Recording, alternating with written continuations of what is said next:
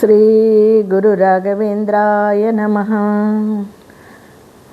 శ్రీ గురు రాఘవేంద్రుల బృందావన ప్రవేశానికి వెళ్తున్నామండి. మరి ఏం జరిగిందో చూద్దాం.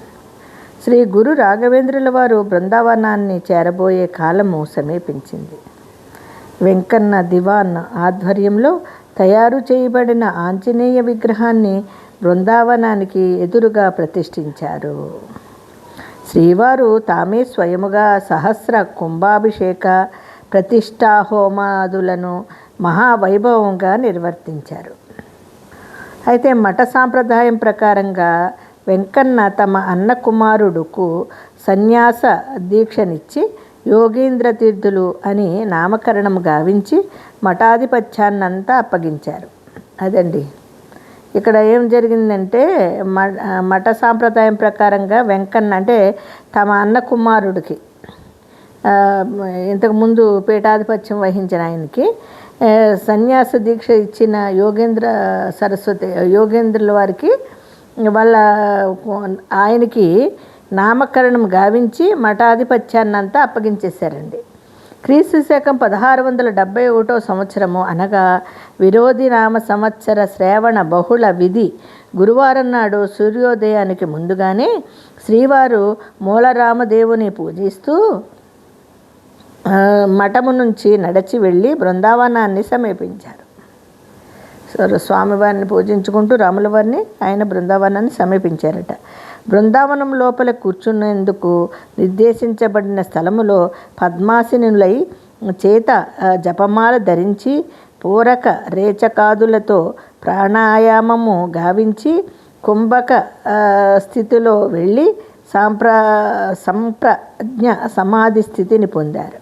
అదండి ఆయన అనుకున్నారు కదా, డేట్ నిర్ణయించుకున్నారు. క్రీస్తు శకం 1671 సంవత్సరం అనగా విరోధి నామ సంవత్సర శ్రావణ మాసాన బహుళ విధియ గురువారం నాడు. అందుకని రాఘవేంద్ర స్వామికి కూడా గురువారమే ప్రీతికరమైన రోజండి. అలాగే బాబా గారికి కూడా మనము గురువారాలే ఎక్కువగా చేస్తూ ఉంటారు. అయితే సూర్యోదయానికి ముందుగానే శ్రీవారు మూలరాముని దేవుని పూజించి, రాముల వారిని పూజించి దివాన్ వెంకన్న ఇతర మఠ ముఖ్యులు భక్తులు అందరూ కూడా వచ్చి ఉన్నారండి. ఈయన ఆ బృందావనాన్ని సమీపించి బృందావనం లోపల కూర్చునేందుకు సిద్ధపడి ఆ స్థలంలో పద్మాసులై పద్మాసనం వేసుకుని చూడండి, చేత జపమాల పట్టుకుని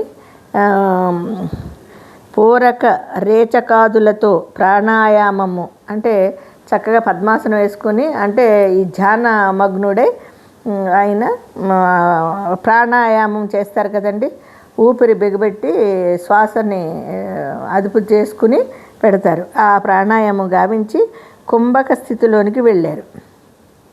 ఆయన సమాధి స్థితి అంటాం కదా, సమాధి స్థితిలోకి వెళ్ళిపోయారండి. సంప్రజ్ఞ సమాధి స్థితిని పొందారు ఆయన.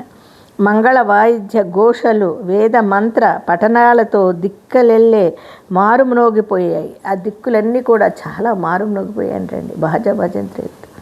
ఆయన మరి జీవ సమాధి అవ్వడం అంటే మాటలా అండి. సశాస్త్రీయముగా 700 సాలగ్రామాలు స్వామివారి చుట్టూ ఉంచబడ్డాయి. రాఘవేంద్ర స్వామికి సాలగ్రామాలు ఉంటాయండి ఇప్పటికీ. నిర్ణీత సమయానికి మట్టితో బృందావనాన్ని మూసివేశారు. ఆ వెంటనే మఠాధిపతులైన శ్రీ యోగేంద్ర తీర్థుల వారు గురుదేవుల బృందావనము మీద మూలరాముడు మొదలగు దేవతా విగ్రహములను ఉంచి పంచామృత అభిషేకము గావించి విద్యుక్తముగా పూజ గావించారు. గురువులు బృందావనస్థులైనారనే వార్త అప్పణాచార్యుల వారికి తెలిసింది. నమ్మశక్యము కాలేదు. వెంటనే మంచాల చేరుకుని తాను విన్న వార్త యథార్థమేనని తెలిసి అనేక విధాలుగా వాపోయాడు. చివరి క్షణములో తనకు గురువుల దర్శన భాగ్యము లభించినందుకు తన దురదృష్టాన్ని నిందించుకున్నాడు. ఎవరండి?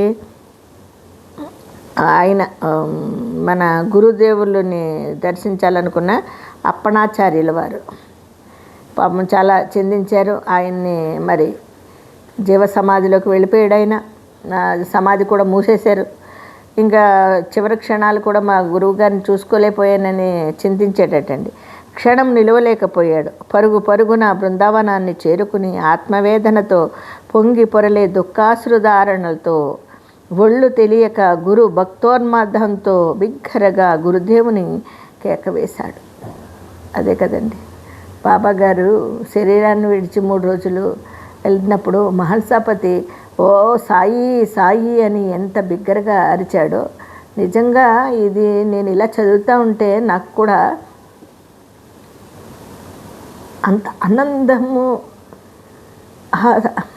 గురువులుగా వచ్చి వాళ్ళు చేసి ఈరోజు అలాంటి గురువులు ఉండి నిజంగా జీవ సమాధులై ఉన్నారు కాబట్టే మనము ఈ కలియుగంలో ఈ రకంగానే జీవించగలుగుతున్నామా అని నిజంగా ఆనాడు జీవ సమాధైన రాఘవేంద్ర వారు నేను చెప్తూ ఉంటే కళ్ళకు కట్టినట్లుగా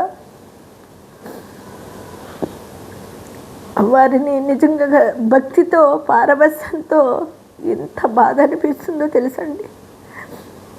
అదండి మనము బాబా గారి మీద కూడా పెట్టుకున్న ప్రేమ భక్తి శ్రద్ధలు కూడా అటువంటివి. ఈ సద్గురులు ఇలాగా వాళ్ళు ఎంత ఈ కలియుగానికి వచ్చి మానవుల కోసము మన కోసము ఎంత చేస్తారండి. ఇప్పటికీ కూడా ఆయన వరం పొందాడు కదండి, 700 సంవత్సరాలు కూడా ఇంకా జీవ సమాధిలోనే ఉన్నాడండి ఆయన. అందుకని పిలిస్తే పలుకుతాడండి రాఘవేంద్ర వారు కూడా. అప్పుడు ఆ గురుభక్తి చూడండి. ఆయన శిష్యు అప్పణాచార్యుల వారు ఆయన్ని చివరి క్షణంలో అప్పటికే పాపం అనుకోని విధంగా పాపం ఆయన రాలేకపోతాడు. వచ్చిన తర్వాత ఆయన సమాధిని మూసేసిన తర్వాత ఆ గురువు కోసము ఎంత తప్పిస్తాడో చూడండి. దుఃఖాసుధారణలతో ఒళ్ళు తెలియని గురు భక్తోన్మాదంతో బిగ్గరగా గురుదేవునికి కేకవేశాడు. అతని నోటి వెంట సుధారణగా గురుస్తోత్ర రూపమైన కవిత సరస్వతి శ్రీ పూర్ణ బోధ గురు తీర్థ అపయోబ్ధి వార అంటూ వెలువడింది. చూడండి, ఆయనలోని దుఃఖిస్తూ ఆ స్వామివారు జీవ సమాధి అయిపోయారే, అయ్యో ఇంకా స్వామిని నేను చూడలేనే మాట్లాడలేనే అనుకుని ఆయన ఆ సరస్వతీదేవి నాలుక మీదకి వచ్చేసి శ్రీ పూర్ణ బోధ గురు తీర్థోపాయోబ్ధివార అంటూ వెలువడిందంట. 30 శ్లోకాలతో గురుస్తుతి పరంపరంగా కొనసాగిందంటండి. అదండి 31 శ్లోకాలని అసలు ఆయన అలాగైపోతే ఆ సమాధి దగ్గరికి వచ్చి ఆయన బృందావనం దగ్గర ఎంత విలపించి ఆ 30 శ్లోకాలని అనర్గళంగా చదివాడటండి.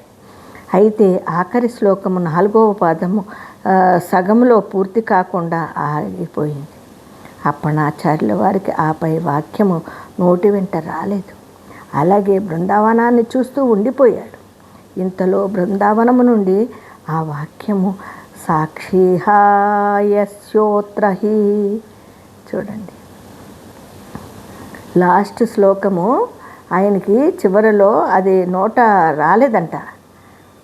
స్వామి వింటున్నాడు కదండి సమాధి నుండి.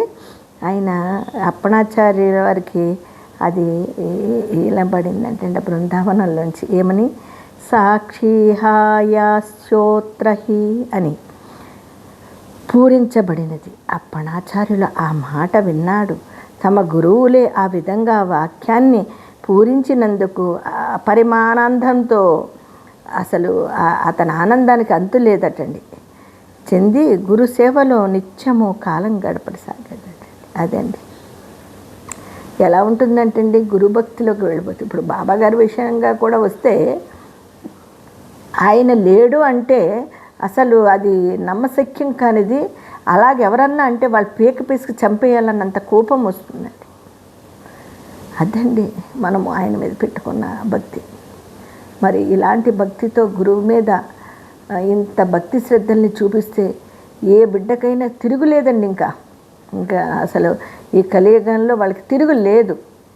అదండి రాఘవేంద్రుల వారు కూడా అంత గొప్పగా జీవ సమాధి అయ్యారండి.